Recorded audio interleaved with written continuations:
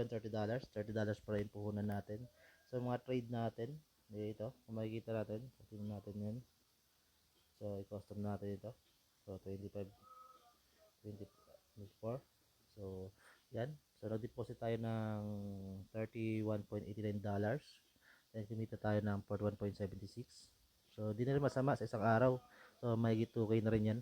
So scalping na ang ginagawa natin. So makikita natin sa mga trade natin. So nag-trade tayo sa mga indexes, gold, so sa forex. So ito yung mga trade natin. So makikita natin ang mga winning natin. So maliliit lang yung mga kita natin, pero paunti-unti. So naiipon.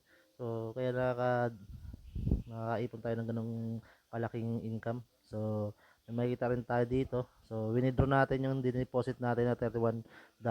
So 31.95 nag-withdraw tayo. Makikita tayo yan. Then may losing na naman tayo. So 13.25 and $7.7.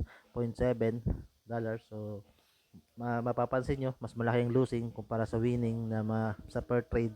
Pero kasi minsan kasi hindi natin maiiwasan na akala natin makakasabay tayo sa market, so nagkaroon ng reversal. So kaya yan, losing. So kino-close agad natin, then nagtatry tayo ibawi. So nababawi kahit pa paano. So in the end naman of the day, so kumita naman tayo ng $41.76. So hindi na rin masama sa isang araw na pagta-trade.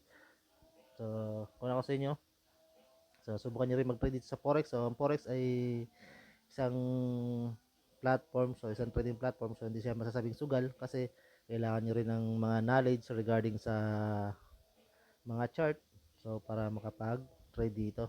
So kung ma-master nyo yung mga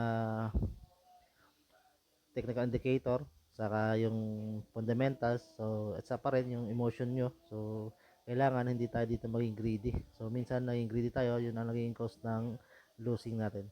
So yun lang, salamat.